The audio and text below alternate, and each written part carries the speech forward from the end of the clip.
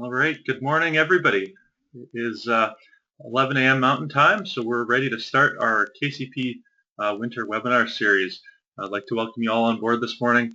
My name is Duncan. I'm a volunteer for the Kootenai Conservation Program, and this morning's webinar is part of the KCP's winter webinar series, which focuses on the theme of large landscape conservation.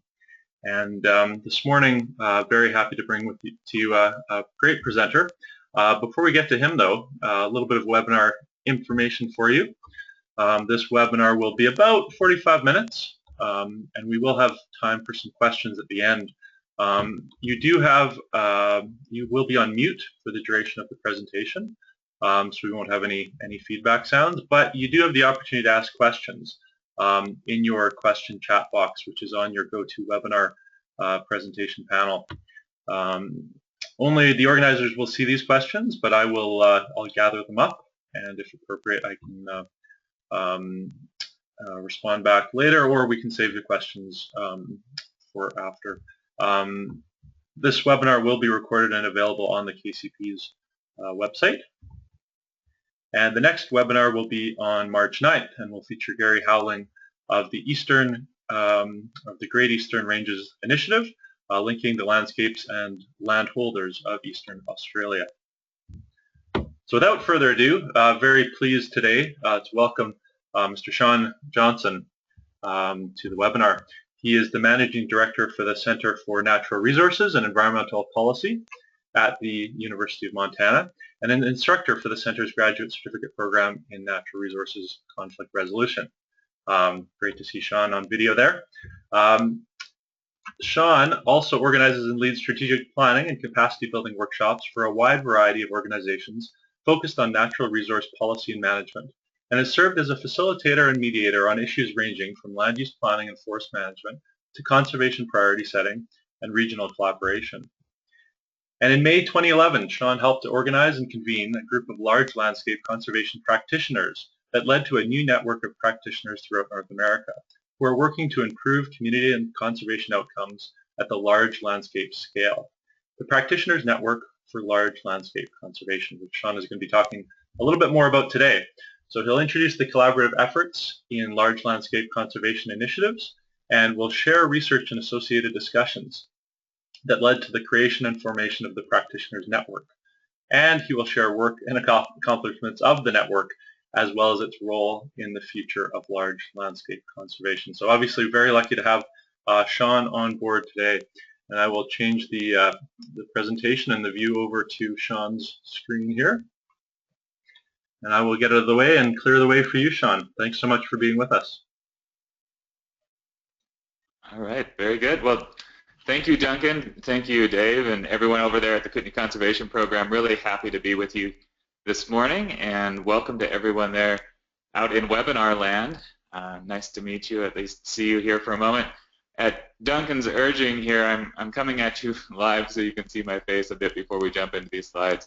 And it just, I think, lends to the personable nature of how we do this work and the importance of the relationships that we form as we work collaboratively to address and understand large landscape issues. So I'm going to go off video here just in a second, but did want to say hi, good morning, welcome, and hope you find this interesting and informative. Certainly look forward to hearing your questions at the end of the webinar. Okay. Just going to move this panel out of the way here for me. So one of the things you noticed right away was the inordinately long title to this webinar, and it struck me as being something that I'm afflicted with a little bit. I work at the Center for Natural Resources and Environmental Policy at the University of Montana, so long titles kind of go with the name of my work often. It made me think, though, that wasn't quite right, so I did shift the title a little bit in thinking about preparing for today, because what you're really interested in is a bit of a short story about large landscape conservation. Through my work at the University of Montana, I've been very fortunate to have had the chance to work with many conservation and thought leaders over the past several years on this emerging field of large landscape conservation. And so today is really a brief look at what that story looks like. from early discussions to creation of the practitioners network to what the field is doing today. So any story starts at the beginning. The elements of today's story are really looking at some of the initial drivers that led to large landscape conservation, some of the responses we're seeing emerging in the field, whether they are bottom-up community-driven efforts or more top-down government-led efforts, exploring the common elements of those large landscape conservation efforts, building a community of practice and learning to help advance the field, identifying those best practices and lessons learned that we can share, and then determining kind of the next steps. And here I was thinking explicitly about the practitioners network and how it can help advance the field. But really, I think this applies to everyone's work. What are the next steps for you in figuring out your place in this collaborative world of large landscape conservation? So this is where I start the story, at least from my perspective, and it's with some tension. That the way we're doing natural resource, environmental policy and management right now, whether it's land or water or community development, it's not bringing us the results and the outcomes that we want. We need some sort of new approach that helps us do better, either more efficiently, more equitable, more efficiently, or have better outcomes, be more effective. So what are some of those issues? Well, a lot of us are looking at ecosystem integrity, connectivity, and resilience. A lot of people looking at water resources. Maybe it's just recreational access and opportunity. There's a lot of economic issues tied to the landscapes, working farms, ranches, and forests. There's wildlife, wildlife habitat, cultural resources, and then adapting to climate change, which seems to permeate all of these. So we've got a lot of things that we're kind of unsatisfied with that are driving us to consider new approaches. At the same time, we're living in a really complicated and complex world, and this is actually from IBM Global Business Services and a lot of text. I don't expect you to read it all, but I think the second line really strikes me the most. Powerful changes related to demographics, globalization, environmental concerns, societal relationships, social stability, and technology will affect virtually every government, demanding individualized responses. These nearly universal drivers will require perpetual collaboration. And I think that's really what we're looking at. No one group can really address any of these complex issues on its own.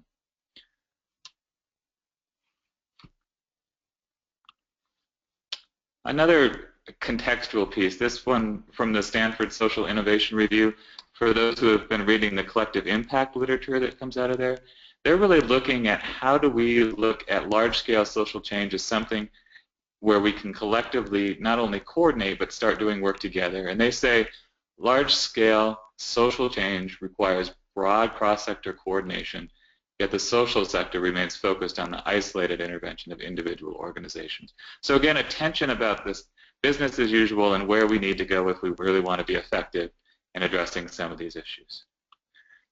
So if I had to put it in really quick, kind of pithy phrases about the elements of this puzzle, one, we have a mismatch. We have a territory of a problem that transcends the geography of existing institutions. We don't have the scale right. Two, we have interdependent interests, so no one has the power or the authority to address the problem on their own. And finally, those two first elements lead to a gap in governance. Our existing governance structure is inadequate to address the problem. And so you'll see here that I'm not just focusing on the environmental or natural resource concerns that we're interested in, but how we respond socially and through our governance systems to address those. And what I've found through this work is that a lot of people are starting to address these by being very creative and working across these boundaries, whether they're sectoral boundaries, science and information boundaries, issue boundaries, jurisdictional boundaries, legal boundaries, whatever they might be. And they do so in some ways that are very informal, in some ways that are more formal. And so this just demonstrates the whole range of opportunities that are out there for people to work together really creatively to do things. And often these kind of networks and partnerships start on the informal range of the scale. So you'll see on the left hand there, building relationships, exchanging information, identifying common interests and concerns. And often those move over time into partnerships where you can coordinate activities across institutions, negotiate MOUs and compacts and that kind of thing. And then finally, you might see a need to actually reconfigure the existing organizational structure and look at new institutional frameworks. So to me, all of that is really interesting background for what it takes to think and act at the large landscape scale. And as I was involved in a number of discussions about how people were addressing these, I was encouraged by the number of different activities out there already where people are actually doing this work. And so to me, this was not something that was necessarily theoretical or emerging, but actually happening on the ground. One thing, though, that I think has been a stumbling block is just this definition of, well, what are we talking about as large landscape conservation? And here I've provided a definition that I'll jump to in a second from Tony Hiss, who is a lecturer, author, brilliant writer, who helped organize and record the outcomes of this national workshop on large landscape conservation a couple of years ago.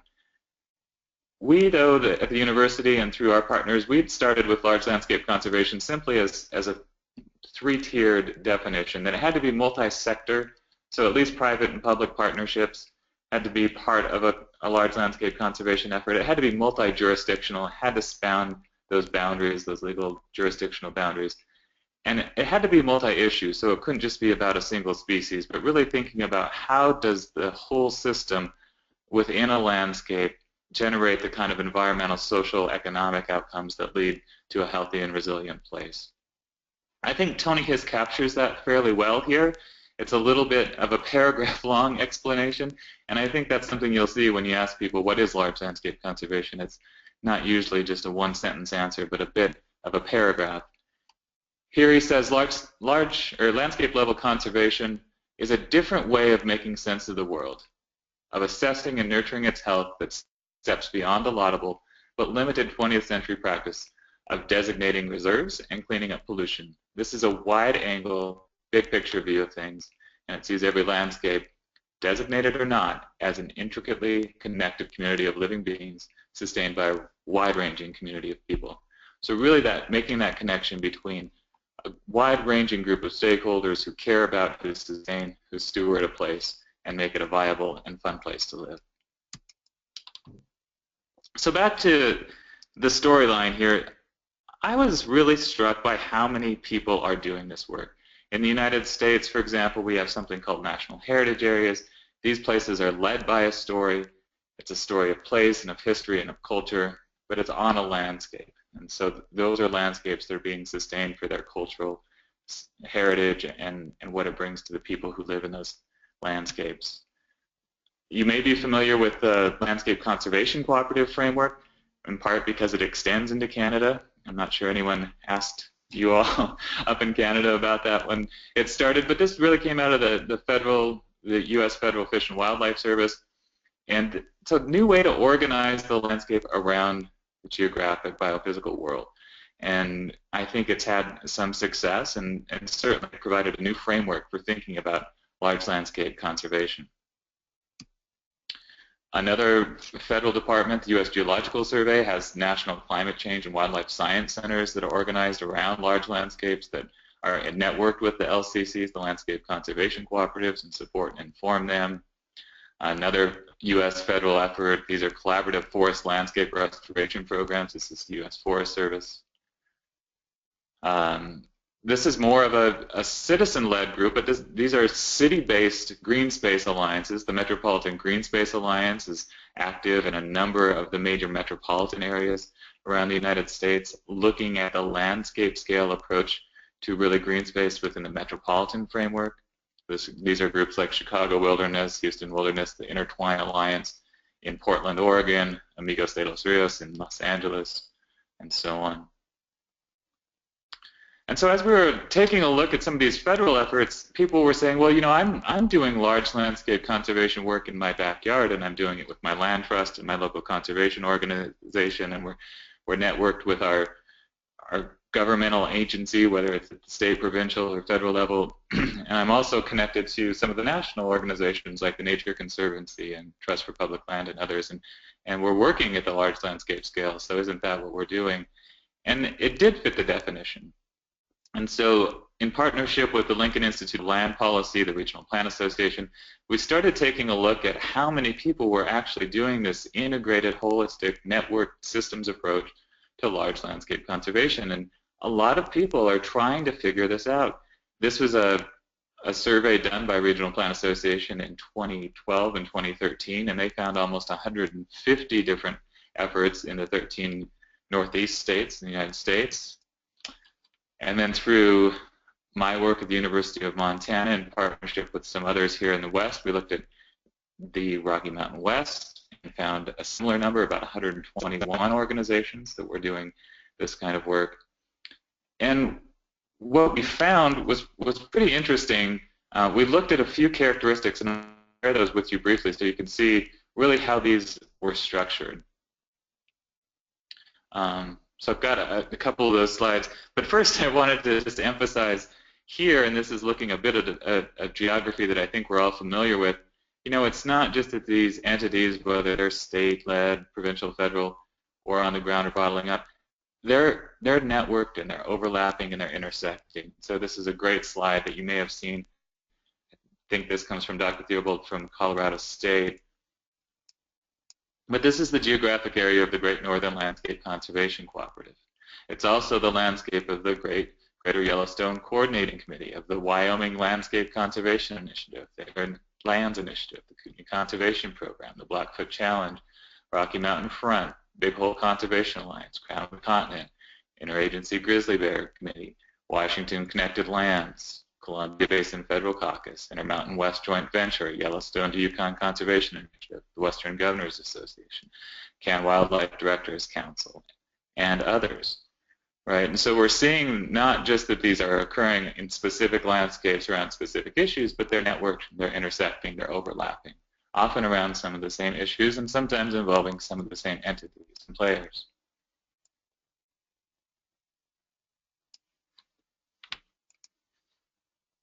So I've got here a chance to just reflect for a minute on, so what are we seeing by looking at all these different initiatives? And there was an opportunity to pull some people together back at the Lincoln Institute of Land Policy. They have a headquarters in Cambridge, Massachusetts, to really think about, well, what are we seeing and what might we recommend from what we're seeing as improving the practice? So not understanding it necessarily or redefining it, but what do we need? And this was in 2010, 2011. They really saw these 5 things. One, the need to gather and share information to improve governance of large landscape conservation. These are complicated endeavors. What science do we need to inform them? How should we organize ourselves effectively to make decisions and take action? The second was interesting in the sense that it's really where my work has taken off, so I find it particularly interesting, but how do we encourage the field itself to be networked to one another? So people that are interested in doing this work, how do they find one another? How do they learn from one another? How do they really grow this practice and help shape the future of it? The last 3 are kind of related in the sense that I think they all support the practice. So whether it's providing new grant funding through a competitive grants program, which is the specific idea here, how do we incentivize policymakers to create the kind of frameworks that will be useful to people doing this work on the ground? What does the policy toolkit look like? So what are those options out there? And then finally, facilitating innovative funding opportunities to support this beyond state, federal, public funds, but really encouraging the philanthropic sector to get involved as well. And then I did just want to share a few of these slides. This is from the inventory that we did in the Rocky Mountain West. And I think these are interesting characteristics to share with you because they give you a sense of large landscape conservation as a field. We found about 120, 125 initiatives in the Rocky Mountain West. You'll see in this slide that most of those, the overwhelming number, have been in the last 20, 30 years. There are some early examples, and most of these were more formal government compacts, memorandums of understanding, interagency agreements, those kind of things, and the ones that are more recent were much more broad in terms of stakeholder involvement and the number of issues they addressed. We also saw some really interesting variation in scale, and so these are in acres. I'm sorry I don't have them in hectares for you, but I think you're familiar with acres as well. You know, there are a number of these that operate at a fairly small scale, less than 500,000 acres, which is small relatively, right? But I think the thing that I like to think about when I see this slide is that it doesn't necessarily matter what the scale is. It can be very, very large, over 100 million acres. It can be something small that is basically a large, you know, a large watershed or landscape that has a human dimension to it. But that as long as you're working across boundaries, across sectors, across issues, really to try to understand and resolve these complicated issues, the scale is less important to me. They do have a range of objectives, and here people can select multiple objectives. So you'll see that even though there was 120 initiatives, over 80 of them clicked the 3 boxes of economic sustainability, habitat, water quality, quantity. So those were the driving things. But you'll see that a lot of people are also interested in issues like recreation and agriculture and forestry, that working landscapes component, and cultural resources as well. We did ask, so who's taking the lead on these? Even though these are often very diverse partnerships with multiple stakeholders and diverse leadership structures, the 2 kind of nodes here that are standing up in this slide really are representative of everything I've seen. It's typically a nonprofit organization or a federal agency. And again, this has a U.S. bias, so maybe in Canada it's a little bit different. But the nonprofit organizations typically have a bit more flexibility to pull together the kind of structure, the organizational structure and capacity to at least convene the group and think about, can we form a network and share information, and the kind of relationship building and partnership building that's necessary to think creatively about, well, do we have an opportunity here to really do something differently to address some of these shared challenges and resources and opportunities. And the federal agencies, I think, at least in the U.S., have taken that same kind of leadership role more from a policy direction stance. So they've been able to stand up these frameworks like the landscape conservation cooperatives and the Forest Service and USGS programs, and the BLM also has a rapid eco-regional assessment program that provide a nice framework for people to operate in. And I think both of those institutional frameworks have really helped large landscape conservation really flourish in the last 20 years. But again, all of this is really kind of an emerging art and science, and people are still trying to figure it out. So the group that I've been working with, and this informal alliance that led to the Practitioners Network for Large Landscape Conservation, worked with some national leaders, and it ended up expanding into a North American and even international context. We attracted people from South America and from Africa to this national workshop on large landscape conservation that was convened in Washington, D.C. in October 2014. And I just want to share this next slide as the kind of summary output or outcome of that convening. And again, I think this speaks to the emerging nature of large landscape conservation, that most of all, the conference pointed out the need for greater human and organizational connectivity. We're still trying to sort out what it means to work together across all these boundaries around these complex issues. And so in orange here, I've highlighted, in short, large landscape conservation requires a diverse, networked professional community, people from all walks of life connected by common necessity. Such a complex web must be built with intentionality, great intention, must be convened by a facilitated structure, informed by science, and supported as a natural solution to issues of human, wildlife, cultural, and ecological health.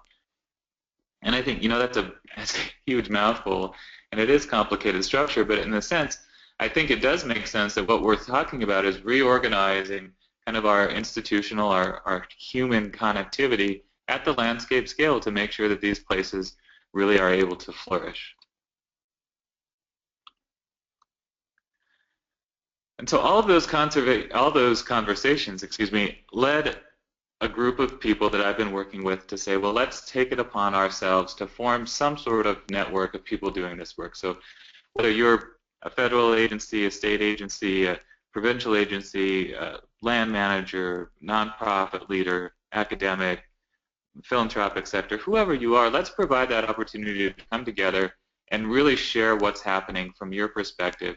Think about our diverse strengths as well as our common mission to do this work, and figure out what we might do together to advance the practice of large landscape conservation. So far, we've been able to really reach out and include a lot of different voices in this conversation. So I just wanted to flash this slide up there. Some of the partners and advisors that have been involved in this effort over time. Again, nonprofit groups, some community-based conservation groups, some land trusts, institutions, nonprofit groups, a couple of funding groups. And what this group has set out to do, I'm just going to flash through some results of strategic planning that this group has done over the last 2 years, so very recent. They defined the mission really as helping people to work effectively at large scales across boundaries to develop innovative strategies, programs, and practices to protect and connect natural systems at the large landscape scale for the benefit of both people and nature. So very broad mission, but really focusing on that boundary spanning opportunity that exists out there. And then there are 4 key areas where they think the practitioners network, as this network of people involved, really can make a difference. One is really just in being that repository for information, a clearinghouse where best practices can be housed, where people can find a case study, where you can look at the theory, practice, policy, and performance of large landscape conservation. The second really is a promotion and support role. Like, how does the practitioners network help elevate the practice of large landscape conservation in dialogue discussions, so that people, whether you're involved in a watershed group or a community-based conservation effort or involved in a land management agency, how can we help all people understand the role of large landscape conservation in helping address and solve some of these conservation challenges? The third is really drawing on the perspective and the expertise of this community. What are those gaps in our existing knowledge? What do we need to answer in order to move the whole conversation forward? How can we help provide those methods for assessing large landscape conservation so people know that they're making a difference on the ground or not? And then really taking a hard look at what it means to connect and bridge and link these people, and what are the different tools and methodologies for doing that. So linking people and organizations through workshops and trainings, events, peer-to-peer exchanges, and the web to build personal and professional relationships and this community of learning and of practice. So over the last couple of years, there are some existing resources that are out there. There is a website, which I'll share the link to you here in a bit. There are these inventories of large landscape conservation efforts in both the Rocky Mountain West and the Northeast states, a range of publications. We've done a few webinars. There's a learning platform, which I'll share with you a little bit more information on here in a second, a LinkedIn group to facilitate the more peer-to-peer ad hoc kind of conversations that can support this work. We did help put together that national workshop on large landscape conservation and the follow-up efforts from that. And we're working with a whole bunch of different partners now, recognizing that the network really, I think, is at its best when it's supporting the different elements of the network and helping them do even better. So for example, the National Park Service in the United States has a team, it's called their Scaling Up team, that's really looking at how do we extend beyond the borders of our national parks to engage the members in really doing our work even beyond the Green Line. So just a snapshot here of the learning platform. We felt like there was a real opportunity to really introduce people to the core elements of what is large landscape conservation through, these are both case studies as well as kind of a presentation style, webinar presentation style slide deck with introduction and spoken word about these core elements of large landscape conservation. There are some resources, publications, citations associated with each of these. So if you're interested, I just encourage you to go to the website and check them out and see, you know, what does it take to really understand large landscape science and monitoring? What is the role of community-based conservation? What can we say about design and synthesis of putting together a large landscape conservation effort that incorporates all of these different elements of the puzzle? The other thing we've been able to do is really help showcase some of the key learnings from the partners that have contributed to this. And I just wanted to provide a couple of these real quickly. This is the Chicago Wilderness example of what it takes to kind of grow one of these large landscape conservation initiatives over time. And here they show that in 1996 they had roughly 34 members, and it was really about building a coalition, bringing people together to see if there might be interest in thinking about what it looks like to do conservation in a metropolitan context of Chicago. And that's something that they found was important throughout the entire lifespan, so up to 2016 now, that you cannot lose that focus on coalition building and renewal, that it's really your partnerships, the people that are involved in these initiatives, they're at the heart of it, and that are really one of the most important, if not the most important element in keeping them going.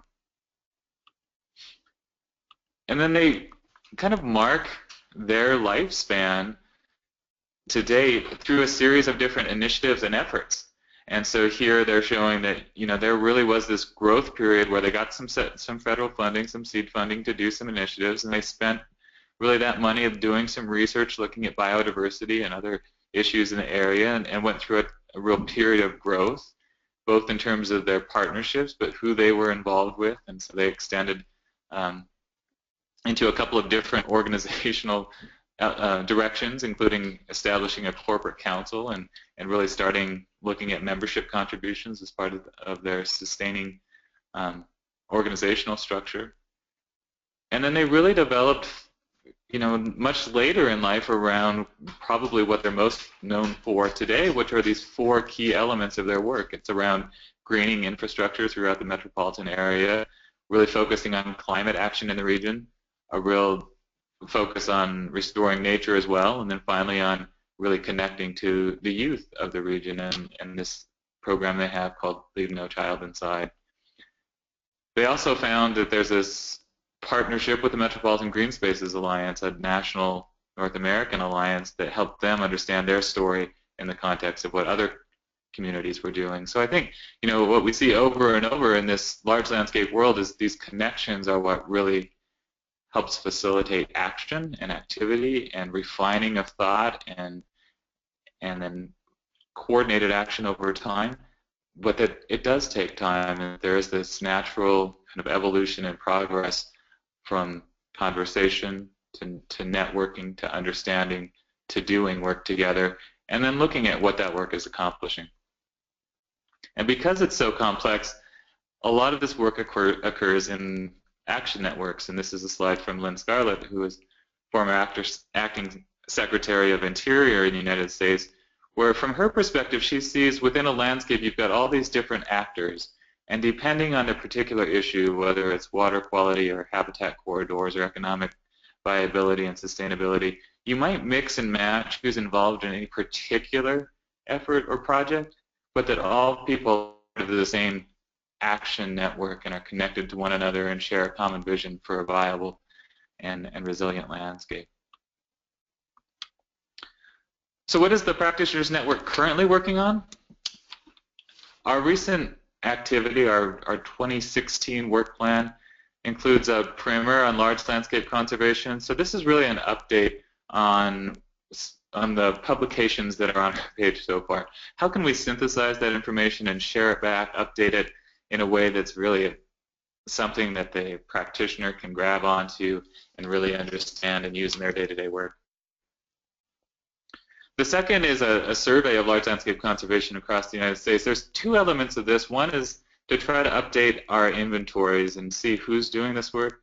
The other is a bit of a needs assessment. What do these groups need? What are their major challenges, barriers, successes? I think what we're trying to do is, again, be that repository, that forum for learning and exchange. That speaks to the third piece, which is standing up a peer exchange program. We've heard from a lot of the coordinators of these groups that they feel kind of like islands in the plain or wherever they might be, that it's hard to share lessons learned as the kind of network or landscape coordinator. It's a different skill set, it's a different kind of leadership, it's very facilitative and supportive and relies on networks and shared power, and so there's a lot of, I think, learning that can occur just among the leaders of these, but at the same time participants and partners in large landscape conservation efforts are feeling the same need, that this is all new and emerging, and it's difficult to always understand the roles and responsibilities in clear terms. And so I think there's a lot of learning that we can facilitate by connecting landscapes and landscape initiatives to one another. We're also working on an assessment, and by assessment what I mean is, so what are we learning about what's working, what are the on-the-ground outcomes for people, for our communities, for the landscapes, for the ecology, for these efforts. And again, a U.S.-led effort with the Bureau of Land Management and the U.S. Institute for Environmental Conflict Resolution are just starting this assessment that the Practitioners Network is serving as advisor for. And it's at the stage now, I think they're doing a very deliberate job of saying, well, what are the questions we need to ask to know whether we're doing a good job? So we're looking at those questions right now, and within the next 18 months, we'll have a bit of a report on, well, what does this range of efforts result in? What is it bringing to the table, and how can that help shape our understanding and then our next steps? And then finally, what we're really seeing is a need for communications for inspiring learning and innovation. So how do we do a better job using technology and tools and webinars like this to really share this story and to help people see their role, whether they're a stakeholder or a leader or just a community member. What is their role in sustaining the places that they care about? This is just to let you know that back to the beginning of the story when I was talking about governance, I think this is really, for me, one of the most intriguing and interesting and difficult things to understand. So I don't want to go through all these, but I think the governance challenges are something we're going to continue to wrestle with, because there's management and conservation goals, there's integrating science, there's cost elements, so what's cost effective, there's roles and responsibilities and meaningful engagement and decision making and short-term, long-term uses. And so these are things that we are writing about in this updated primer, but I just wanted to share with you that I think in many ways that this is the crux of large landscape conservation. What do I see is working right now? And I think whether you look at the Practitioners Network or an individual landscape effort, I think what's working is that where we didn't have before and there is now, there's a forum for discussion, dialogue, and exchange. There's a way to link people and organizations across sectors and silos to understand dimensions of problems and solution sets that we didn't know existed before. There's an ability to help these people and organizations identify their strengths and needs. And so what I really see as important in these efforts is understanding those differentiated needs and strengths. People come to the table thinking about shared challenges, common challenges and needs, and I think that's important, but what's just as important is understanding what those individual partners bring to the table in terms of their advantage and their strength and their perspective, and that differentiation is so important in actually doing the work together in a way that's effective and that moves beyond the status quo. I think establishing this network of leaders and experts in the field is great. It provides a social infrastructure that wasn't there before, and that really helps the ongoing problem solving over time. I think another thing that's working well is that these efforts tend to supplement, not replace, what's already out there. So it's adding value to work that you're already trying to get done, and I think that can't be overstated, that we don't need necessarily new organizational structures, but we need them to be better connected and better coordinated. And then I think just a very kind of surface level thing, but very important, is that when you're thinking about these complex issues, it's easy to think big. It's important to think big and have that big vision, but at the same time, you must have a work plan and set of projects that are both ambitious and doable so that you can see some success on the ground and really see traction and make some good progress. A couple of things just here as I'm finishing up as take-homes that I just want to emphasize one more time. These things occur in nested operational scales, and so whether you're a place-based partnership, community-based watershed level, whatever it is, or at the landscape scale, or a larger regional or national initiative, the intersection of those things is very important in understanding who does what and how and what the role is in some of these problems. And here's just another way to look at that the community-based conservation groups, they're really doing the work on the ground. They know who one another are, they know the landscape, they know the issues, they know where the weeds are and where the water issues are and all of those different things. I think at the landscape scale, you can take a step back and look at, well, what do we collectively want to be when we grow up? What is our regional vision? What is our capacity? Where are our needs? How can we link these community-based efforts to help foster this broader landscape result and really forge those partnerships? And then at the larger regional or national effort, I think there's a real opportunity for those initiatives to take even a bigger picture and say, okay, across all of these landscape initiatives, what's working and what's not? What are the opportunities to document, monitor, and share those trends with one another? And that's probably a place too where we can think about investing resources at a scale that really can make a difference. So I think those are all key takeaways. And I just wanted to conclude here by saying, you know, maybe academic-ish type perspectives at you, but to me, fundamentally, large landscape conservation it's not a planning or a governance exercise alone. Those are important, but it's really about appealing to people's passions and sense of place. And I was messing around on Google Earth the other night, and this is my grandparents' ranch on the Rocky Mountain front. There in the foreground, just south of Augusta, Montana, for those of you who might be familiar with that landscape. And to me, this is what I think inspired me to do this kind of work. I always admired the work it took to run that ranch and what it meant to work with neighbors to really provide for a landscape and for a livelihood in a way that was both sustainable and respectful and all of those things that I think we strive to be in this field. But there are ways to connect with the public too that I think we as maybe more academic and land management focused don't always think about, and so I just wanted to share, you know, there's some wonderful things happening here in our backyard. This is Stephen Nam's recent book, Crown of the Continent, The Wild Rockies, where just a phenomenal look from the lens of a photographer at a landscape that it's just so wild and inspiring. And if that's not crazy enough for you, I don't know if you followed these guys, but there were a couple North Face runners that ran from Missoula, Montana to Banff, Alberta last fall. They did this Crown Traverse, so Mike Wolf and Mike Flick really brought this landscape to life in a way that connected people to it in a way that was just, I think, unique and inspiring and helped tell the story of place and people that I think is just as important as connecting people around some of the governance and natural resource challenges that we find. If you're interested in learning more, getting involved in the Practitioners Network, wanted to just share the website here. It's just largelandscapenetwork.org. We have a LinkedIn group you can find by searching for it. We have a number of committees or working groups. You can contact me directly. So I know that this information will be up on the KCP website following this, but if you want to get involved or get in touch with me, I certainly welcome that.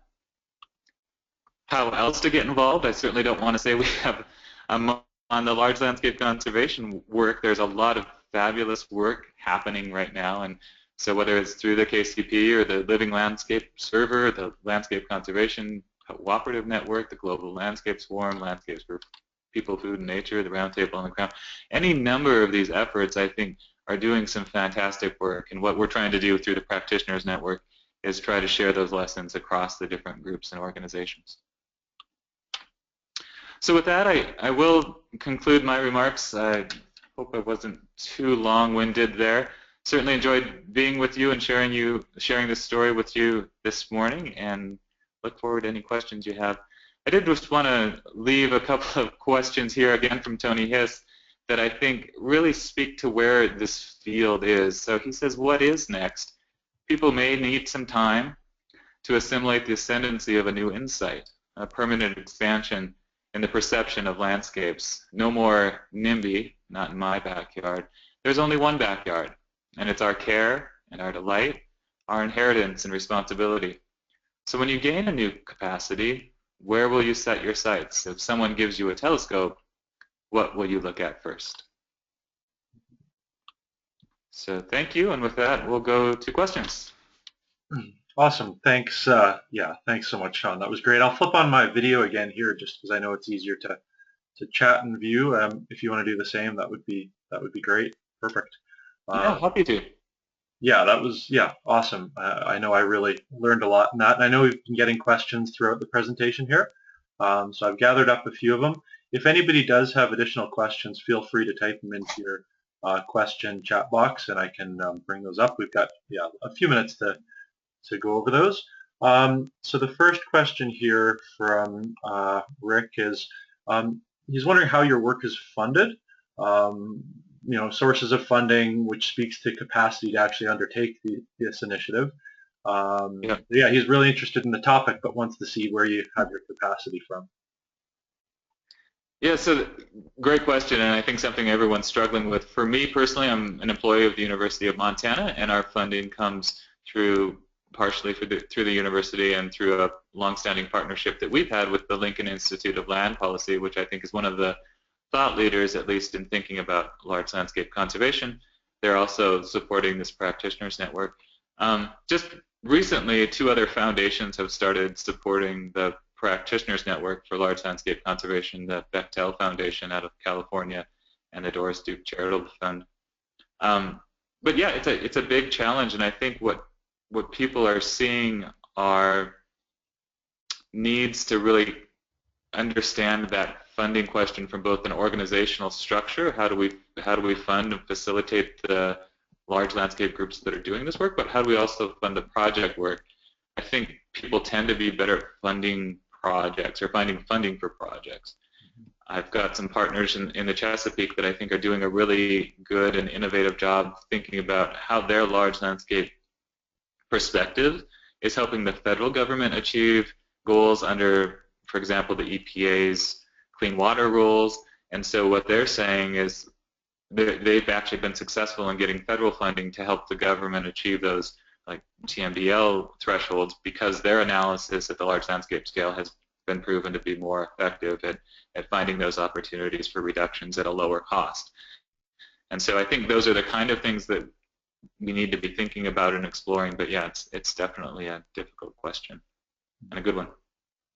Well, it kind of ties into a couple other questions we were getting as well around funding too, and but one that you might be able to provide a bit of a different angle on is how do you prove to a funder that the work of the collaborative actually delivers tangible results when in many cases they actually don't do the work themselves? Any insight on that? Yeah, and again, I guess I would go back to some of the reflections about the role of the different partners in the collaborative. I think what we're trying to do is add value and do things more effectively, efficiently, and equitably than they could on their own. And I think that's one of the challenges going back. One of the best conversations I've had with someone, at least in the U.S. Forest Service and the federal government side of things, about what they look at when looking at these collaboratives is they look at 3 different things. One is the conservation question. How can we show that working together we're able to understand the conservation questions better and provide a better approach? So are we doing conservation better as a result of having these coordinated collaborative efforts come together? I think that's important to demonstrate. The other is the governance question. He said, can we show, and this is important to some people here anyway, can we show that having more people involved in these processes is better? It's a better informed process, it's more democratic, it's more equitable, it includes some of these environmental justice questions that I think a lot of people are concerned about. And the third is the economic one, and what they really have been able to show in some of these efforts at least is that the economics are better. And so does it make good business sense? Is it good government? And does it make good conservation sense? I think if we could really identify good metrics to help tell those three stories better, we're all going to be better off. And I think a lot of people are, including us, are trying to answer that question better. In fact, right now I've got some partners who have said, can you show me that investing in capacity building really results or causes better conservation outcomes? And you know, those causation questions are always interesting ones. I think there's probably correlation there, and I think we wouldn't have anything result if we didn't have the infrastructure, the social infrastructure, the governance infrastructure to do these kind of efforts. But yeah, how do we tell that story in a way that resonates with the funder, whether it's a public funder or a private funder? Yeah, for sure. Yeah, well, appreciate that insight, and I think I'll move away from questions related directly to funding here, but we do have another one. Ties in with what you've been talking about with effectiveness. But how do you know that that the scale is the right scale to operate as an organization, network, or collaborative? So what, how do you tell what the scale is or what the region is? Yeah, and I think my best advice there is a bit of a punt, but that's to have the people who are coming together to form the conversation decide. So where's that shared space? Is it around a watershed or a particular landscape? But where do people see that connection? Sometimes it's easy because it is natural boundaries around an ecosystem like the Crown of the Continent or the Blackfoot Challenge and the Blackfoot Watershed, but sometimes it's not. Sometimes it's a story of place, and I think the national heritage areas in the United States tell that story from a historical cultural perspective. So that might be another framework to think about.